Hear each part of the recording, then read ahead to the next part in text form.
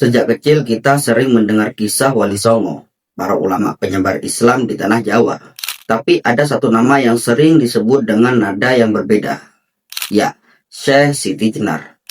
Beliau dihukum mati karena ajaran yang dianggap sesat, menentang para wali, dan mengajarkan sistem manunggaling kaulo Gusti, yaitu bersatunya hamba dengan Tuhannya. Namun benarkah Syekh Siti Jenar ini memang sesat? Atau apakah ada sisi lain dari kisah ini yang selama ini tersembunyi? Yuk kita bahas. Sebelum kita masuk lebih dalam, mari kita luruskan dulu beberapa hal. Kisah Syekh Siti Jenar ini penuh dengan versi yang berbeda-beda. Ada yang menyebutkan bahwa Syekh Siti Jenar ini sebagai tokoh nyata. Ada juga yang mengatakan bahwa Syekh Siti Jenar ini sebagai sebuah metafora atau sebuah simbol perlawanan terhadap kekuasaan. Namun menurut naskah-naskah kuno seperti Babat Tanah Jawi dan Serat Pustaka Raja Purwa, Syekh Siti Jenar adalah seorang murid Sunan Kalijaga atau Sunan Ampel.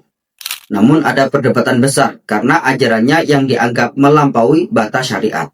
Lalu apa sih sebenarnya ajaran yang kontroversial itu? Inti dari ajaran Syekh Siti Jenar ini adalah konsep manunggaling kaulo Gusti. Jika diterjemahkan secara harfiah, artinya bersatunya hamba dengan Tuhan. Di sini Syekh Siti Jenar mengajarkan bahwa Tuhan itu tidak berada jauh di arsy, melainkan ada di dalam diri setiap manusia. Ajarnya ini sangat kental dengan filsafat tasawuf yang dalam, mirip dengan ajaran Al-Hallaj dan juga Sufi Ibnu Arabi. Syekh Siti Jenar percaya bahwa syariat atau aturan ibadah hanyalah kulit, sementara hakikat makna sejati dari ibadah adalah mengenal diri sendiri. Karenanya mengenal diri adalah mengenal Tuhan. Nah, disinilah benturan itu terjadi. Bagi para wali songo, ajaran ini terlalu ekstrim dan berbahaya jika diajarkan kepada masyarakat awam.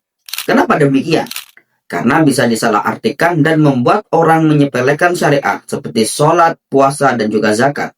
Para wali khawatir masyarakat akan berpikir kalau Tuhan ada di dalam diri, buat apa lagi kita sholat? Kisah Syekh Siti Jenar bukan cuma soal perbedaan ajaran, tapi juga pertarungan ideologi dan bahkan kekuasaan. Para wali songo, terutama Sunan Giri, adalah penasehat utama kerajaan Demak. Mereka ingin menyebarkan Islam secara sistematis dan terstruktur melalui syariat.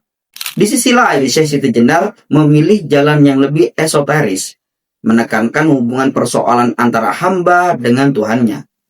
Puncaknya, Syekh Siti Jenar diadili di depan para wali songo. Konon ia bahkan menolak untuk mengakui kematian dan kehidupan di dunia ini sebagai hal yang nyata. Ia melihat segalanya sebagai bagian dari satu kesatuan ilahi. Akhirnya, dengan alasan menjaga akidah umat, para wali songo menjatuhkan hukuman mati kepada Syekh Siti Jenar. Jadi, apakah Syekh Siti Jenar benar-benar sesat?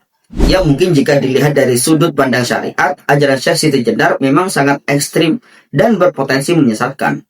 Namun dari kacamata tasawuf, ia adalah seorang mursyid atau guru sufi yang mencapai tingkatan tertinggi dalam ma'rifat.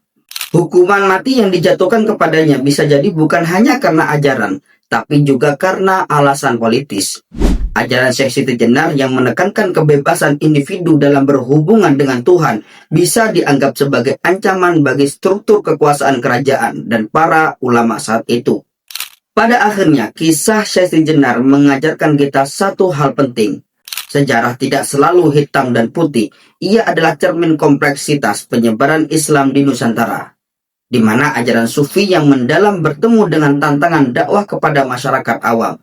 Syekh Siti Jenar mungkin tidak sesat, tapi ajarannya memang tidak untuk semua orang.